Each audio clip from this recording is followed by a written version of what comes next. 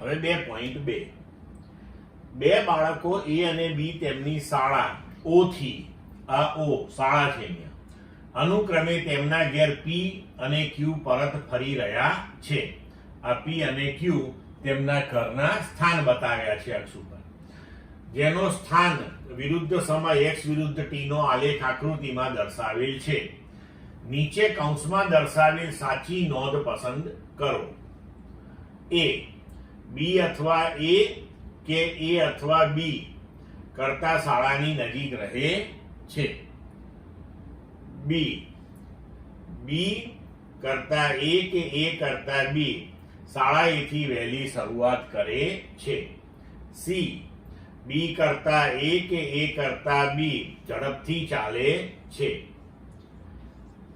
D A અને B એક જ જુદા જુદા સમયે ઘેર પહોંચે છે.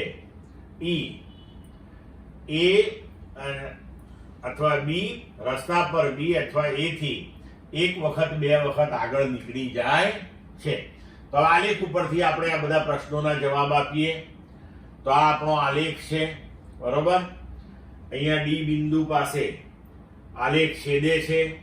હવે જુઓ કે આપણને કહ્યું છે પહેલો પ્રશ્ન કે B એ A કરતા અથવા તો A એ B કરતા શાળાની નજીક રહે છે. તો આની અંદર શું થશે? તો હવે અહીંયા તમે જુઓ કે આ શાળા છે O થી P નું અંતર એ O થી Q કરતા ઓછું છે. એનો મતલબ એ થયો કે B કરતા A સ્કૂલની વધુ નજીક રહે છે.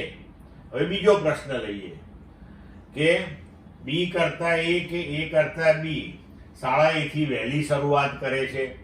તો સમયના આલેખમાં જુઓ A t બરાબર 0 સમયે શરૂઆત કરે છે અને B એ થોડા સમય પછી શરૂઆત કરે છે. એનો મતલબ એ થયો કે A સ્કૂલેથી B કરતા વહેલો નીકળ્યો છે. હવે ત્રીજો પ્રશ્ન જોઈએ આપણે. B કરતા A કે A કરતા B ઝડપથી ચાલે છે. તો x વિરુદ્ધ t ના આલેખનો ઢાળ જે છે ઝડપનું મૂલ્ય આપે છે. તો આલેખ ઉપરથી તમે જોઈ શકો છો કે B નો જે આલેખ છે એનો ઢાળ એના આલેખ કરતા મોટો છે. એનો મતલબ એ થયો કે B ની ઝડપ A કરતા વધુ છે.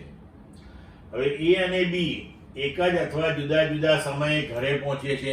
તો આલેખ ઉપરથી તમે જોઈ શકો છો કે બંને એક જ સમયે ઘેર પહોંચે છે. પછી A અને B રસ્તા પર B અને A થી એક વખત બે વખત આગળ નીકળી જાય છે.